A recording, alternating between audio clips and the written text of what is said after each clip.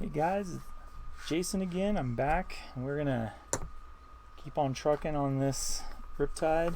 Today we're gonna be working on some arms, but we're gonna do our arms a little different. We're gonna put some cool hands on them so they don't look like little nubby stubbies. In our last video, I was talking to you guys a little bit about magnets and what's possible to do. So here I've got this is a Riptide model. This is my personal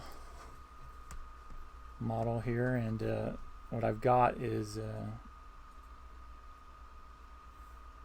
just my little plasma rifles, and I was talking to you guys about just like a nail head that's set into the top of that engine there.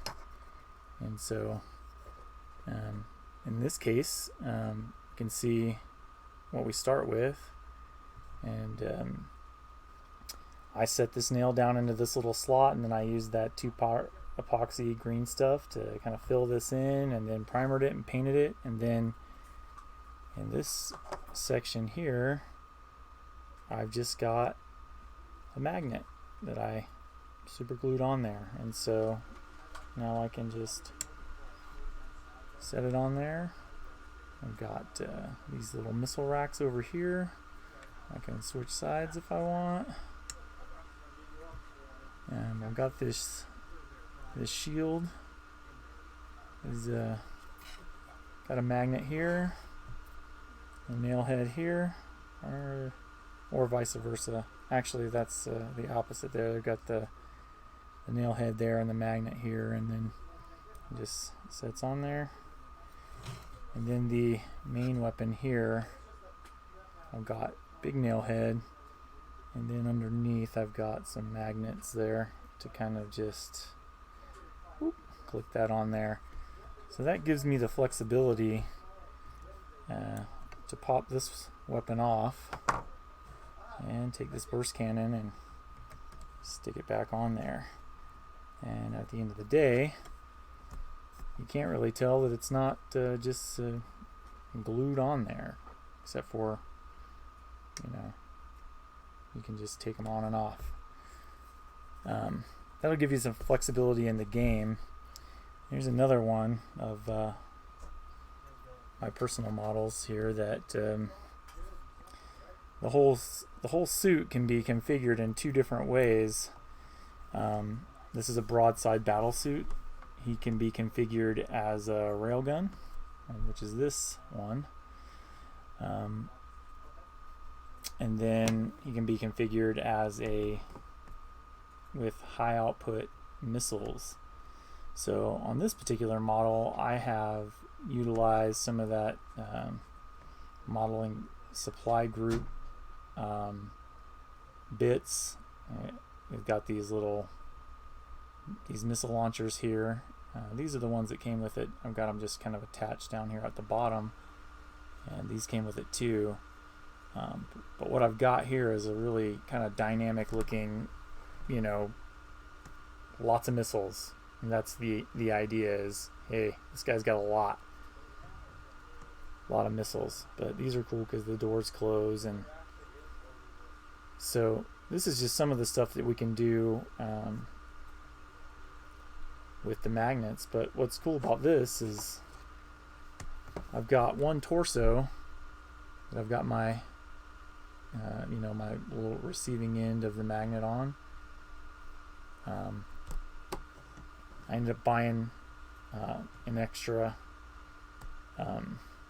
torso, and then utilize some of those extra bits. Like the Riptide that we're building now has two different heads. Well, this broadside does too. I've got the squared off head here, and then I've got the other one there. This model comes with these missile arms, which I've just kind of glued on and painted up and stuck on the bottom here. And this guy, he's got the arms for the railgun. They're completely separate arms. So the only thing I had to buy extra was this little piece right here, which the kit only comes with one. this little handle bit right here on the bottom. Kit comes with one, and then a new chest, but I've modeled it so that I can put this one on, get some swivel, and I can hook the railgun on.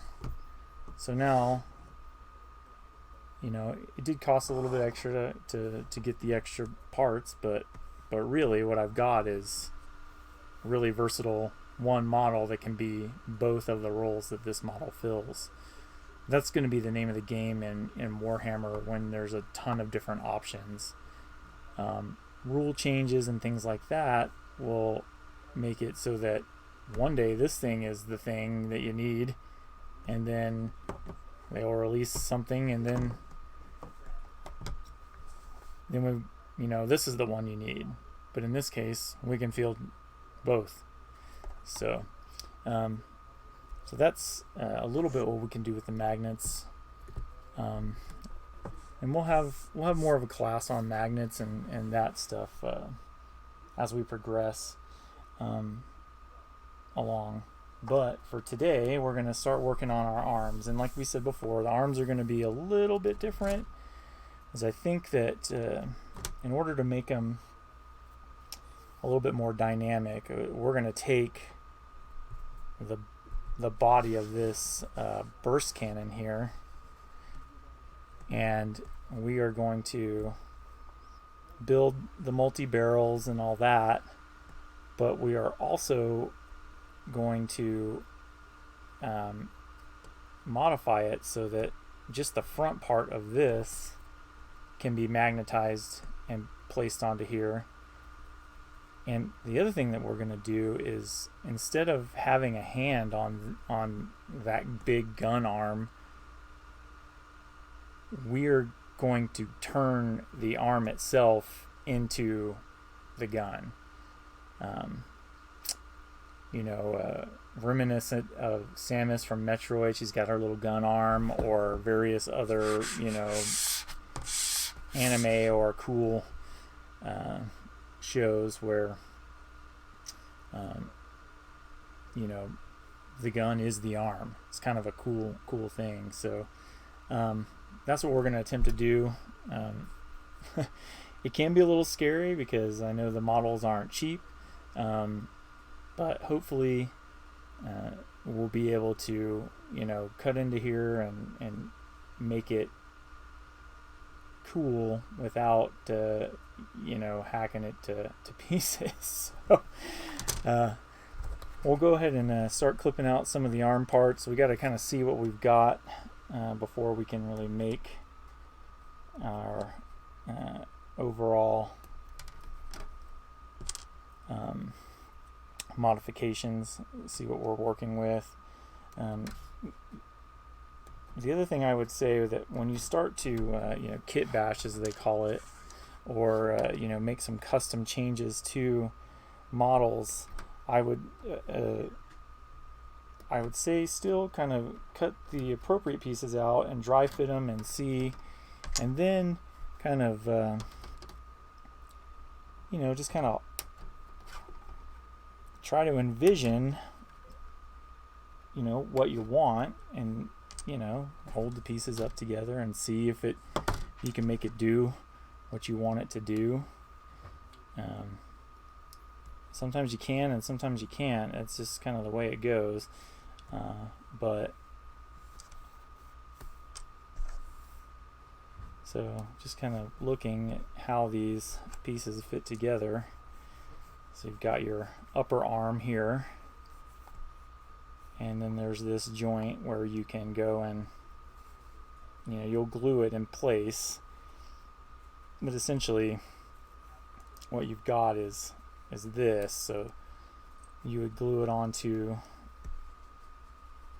the model, and it's got that socket, but it doesn't click in, so you can glue it in the position that you want. I think what I am envisioning is something that's kind of out and back, and then his other arm will be kind of holding the shield up in front of him. So I know that I'm going to definitely need to figure out how to attach this section of the arm to the back of this section. So I'm going to go ahead and clip out that gun piece too and see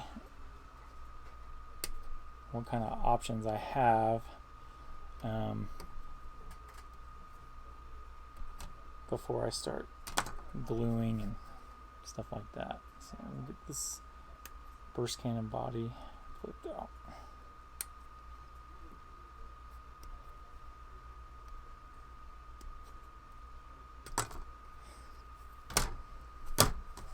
Alright, looks like it just two halves like that.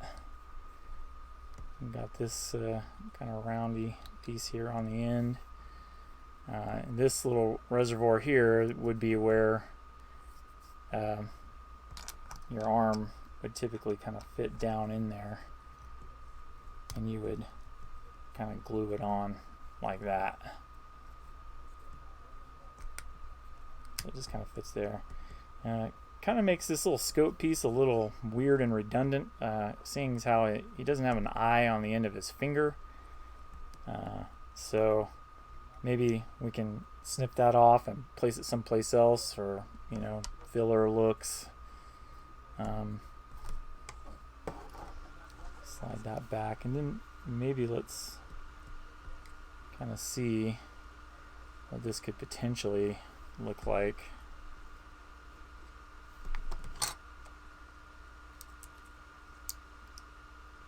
Start asking ourselves, like, do I need part of this arm attached?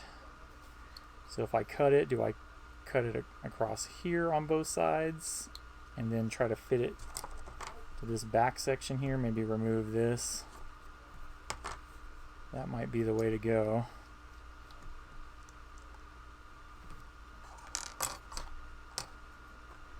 So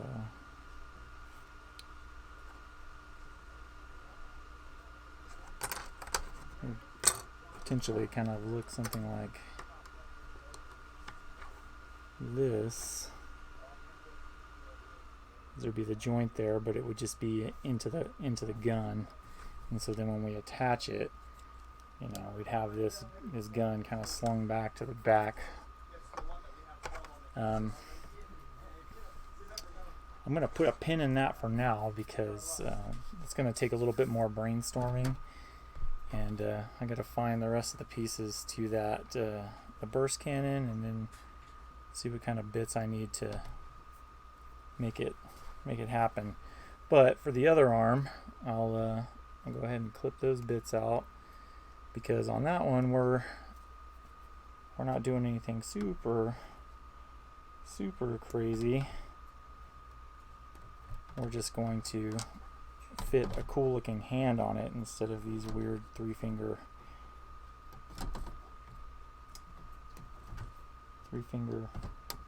kind of built into the arm pieces.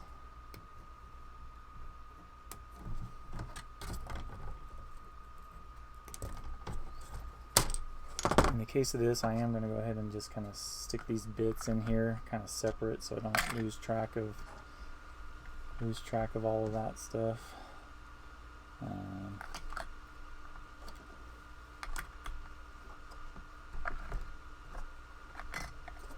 Yeah, this guy's probably not going to fit in there anymore, but he's growing up on us. He's getting big. So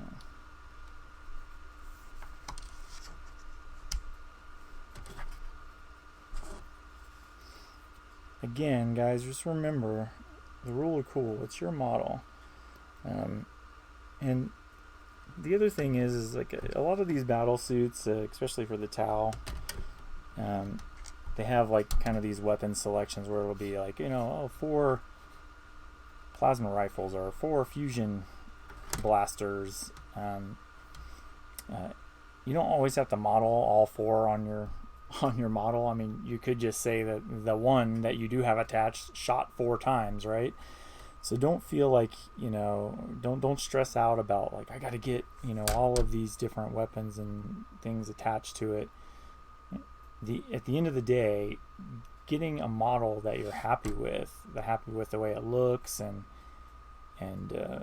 you know, that's more important than all that other stuff. Most of the players that you're gonna run across are gonna, I mean, even if you've got plasma rifles on there and you say, I didn't kit it with the plasma rifles, I kitted it with the fusion blasters, so even though there's a visual representation of a plasma rifle, since we're playing a pretend game, we're going to pretend that there's fusion blasters on there. And, you know, most people are cool with that. So, all right. So here we've got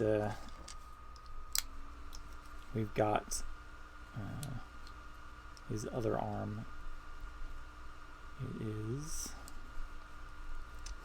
goes together like this. And we're not doing anything super fantastic. We probably will shave these fingers off right here so that I can then use the pin drill to pop a hole in there for these attachment pieces. You just need to get a hole about that size. That is kind of a wrist piece, and then I can build the hand to get one of these cool hands in there.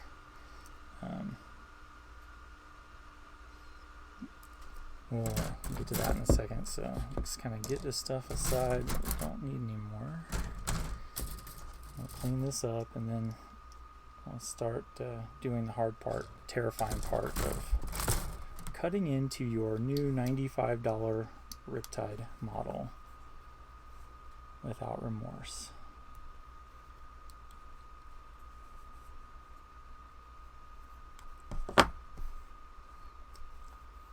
This one doesn't actually have any pegs and holds to kind of keep it together, so it wants to keep sliding apart like this, but that's okay. We'll get there. Just kind of have to hold it together. And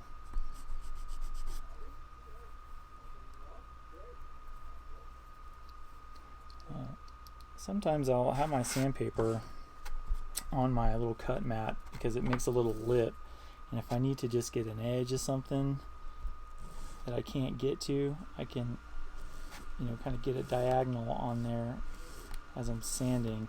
That little bit makes a big difference. Being able to get in there and clean that stuff up.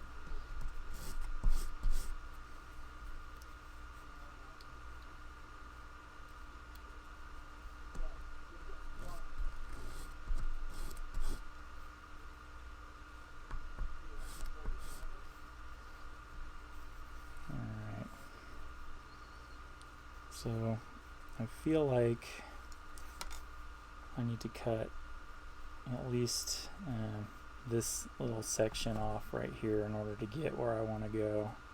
You can do this a couple of ways. You can just sand it, keep sanding it down, or you can get a little aggressive on it and just cut it with your clippers.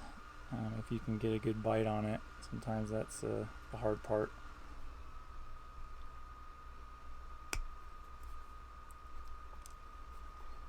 So I've got a good chunk of it off there.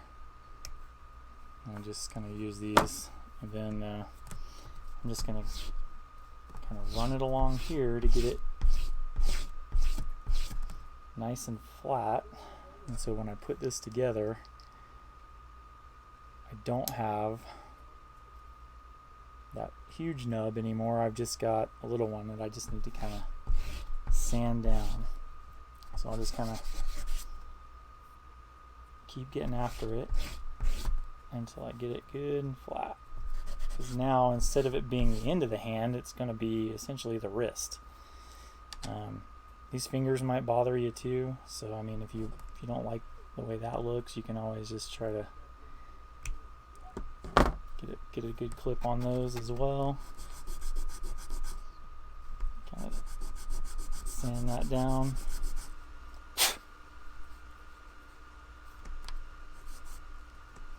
Don't quite look like fingers anymore, which is nice.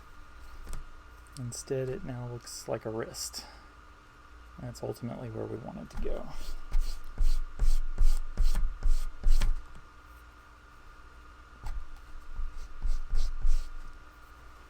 Alright. So I am thinking, I love these grippy claw style type hands. This is a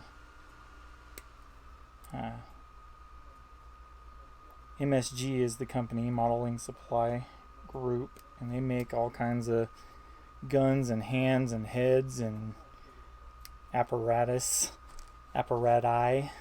to you know, hook stuff up to your various models. So what we need to get is just the pieces to construct the hand. We're just going to clip them out.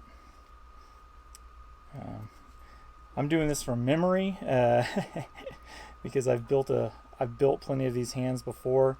The only thing that's kind of tough about using this company is that the instructions of these hands and guns and stuff, the visual instructions are pretty good, but they are all in Japanese, I think, and so they can be sometimes a little hard to follow. But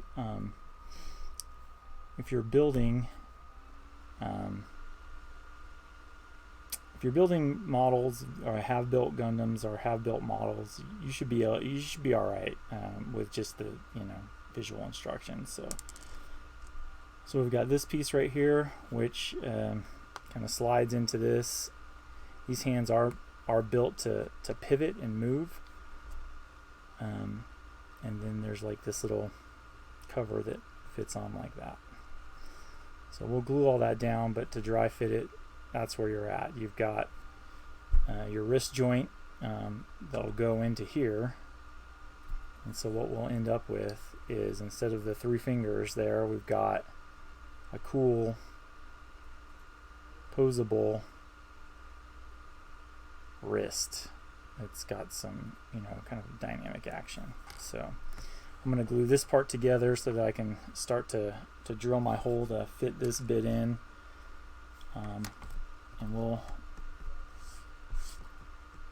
also finish up on this upper section, and we'll glue the whole arm assembly together. We'll dry fit for the pose on our little sheet that we've got that's kind of outlining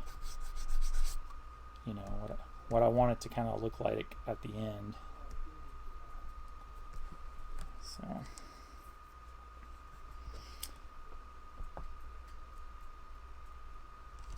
yep, see, we are blocked. Sometimes you can just kind of scrape the end, and a glob of it that's dried will come off, and we've been successful at doing that.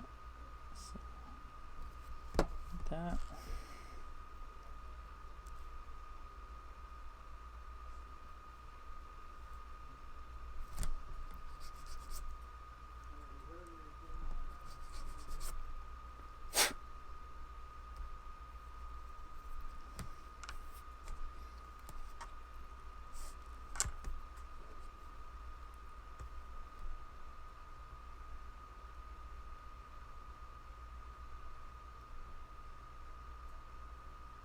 I'm kind of purposely staying kind of far back on the back part of this, because that little section right there is we don't want to glue that quite yet. We want to, because we don't want to lock it up, and I want to make sure that sits mated together good, not weird.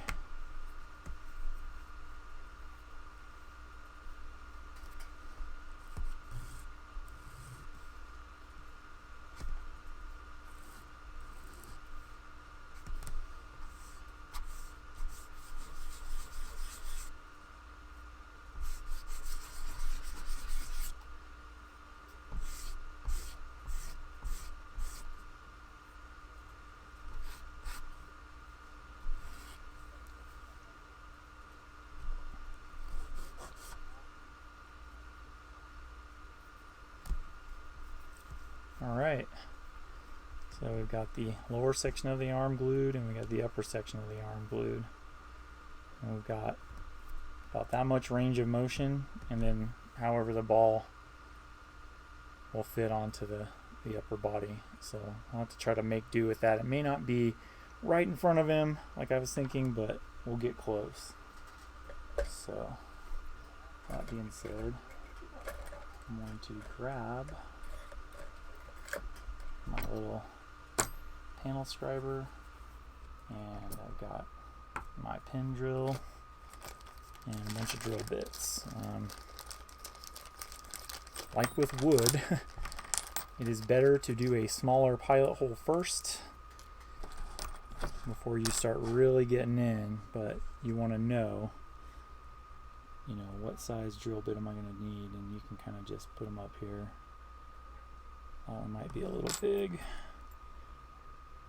And that one's probably a little bit more our speed, so I'm just going to use the one I've got in there as phase 1, and then use that one for phase 2.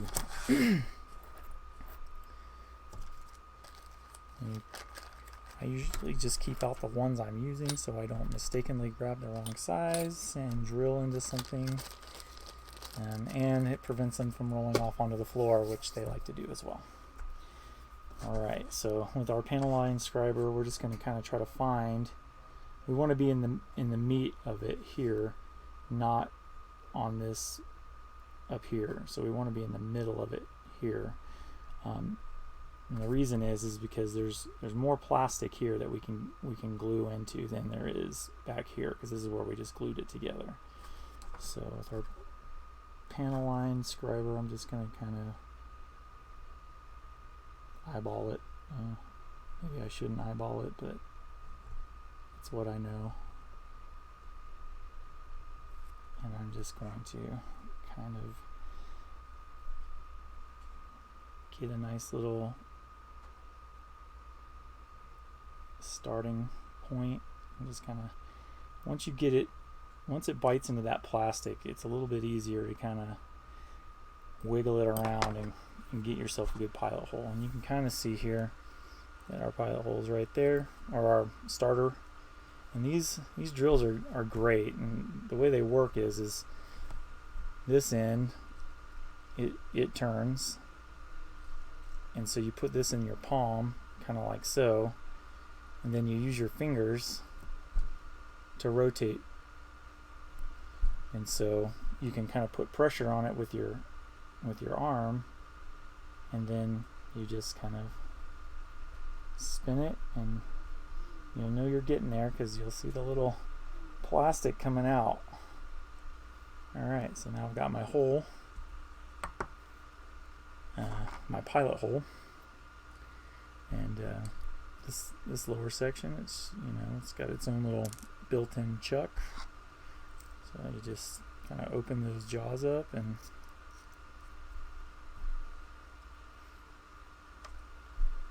so we've got a pilot hole. Now I'm gonna get right in with my regular one.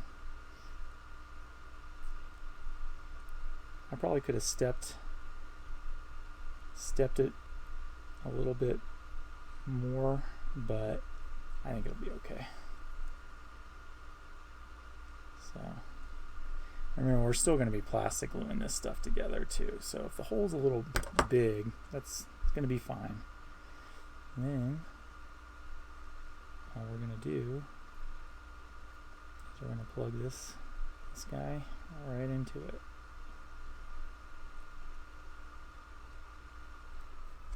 So now all we got is this.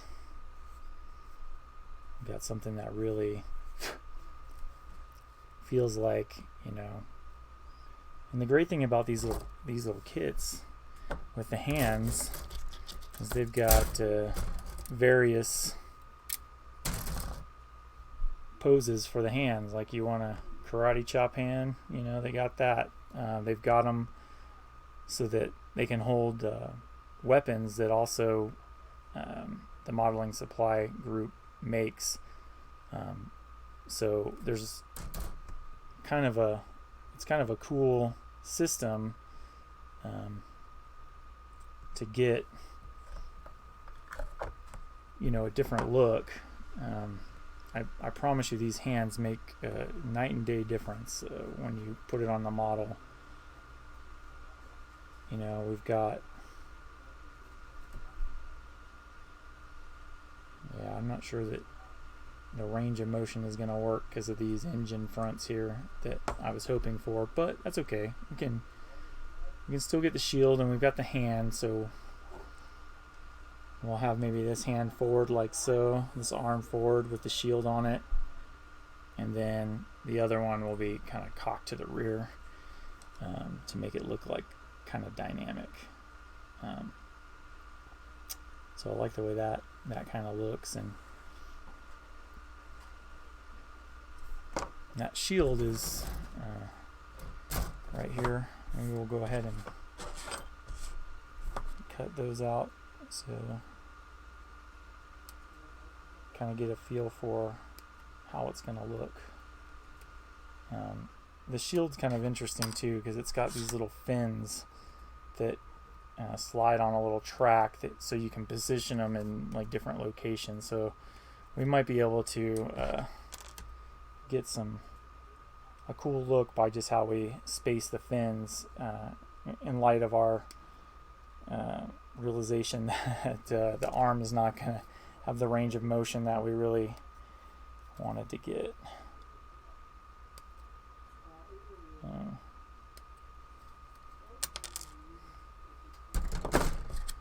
So here's the shield, and then you've got these little slots, and this just fits kind of on the slot, and you can kind of put it wherever you want. So if you want it kind of just hanging off the bottom, and all of these little fin pieces, and you can make them be together, and then, or you know, have one kind of kicked out to the front, and these two together, or you know, one at the top, one in the middle, one at the, like so.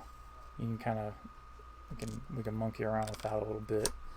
I believe the other thing that we need is this part right here.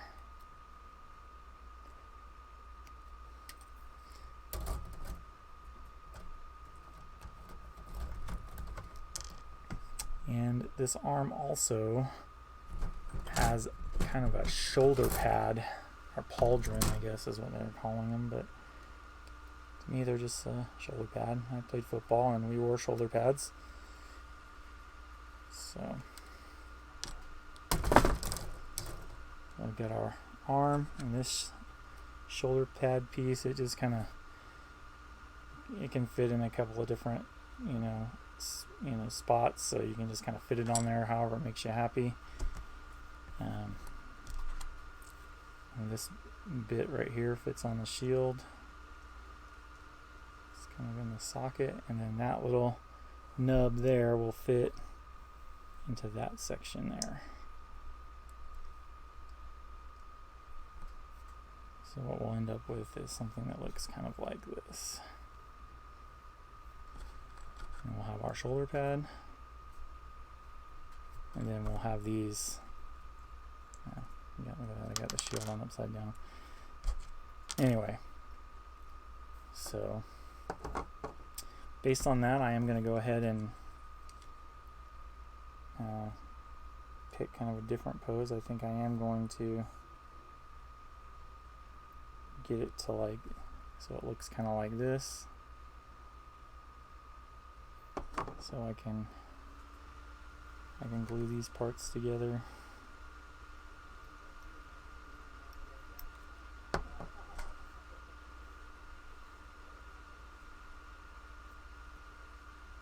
I'm going to kind of back that out so I can run some glue around the inside of his hand here, or the wrist rather. I am not going to glue the hand yet. I want that flexibility of being able to twist the wrist and get it just how I want it to be before I set it permanently. I'm going to throw this shield together, at least the base part of it here, so that we can take a look at how it's going to look on the arm.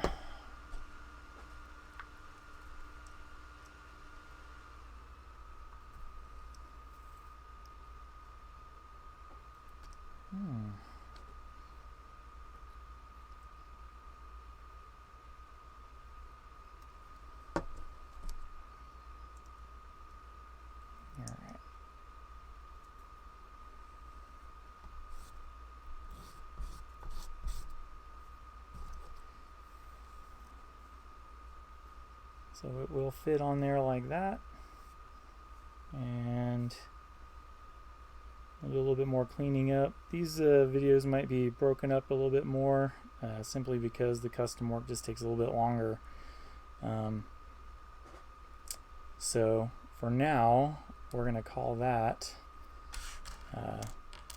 good for today, and next time we'll look at these fins and see if we can't get them together, see how we want them to go on there, see how it looks with the shoulder pad. But, all right, thanks a lot, guys, and we'll see you next time.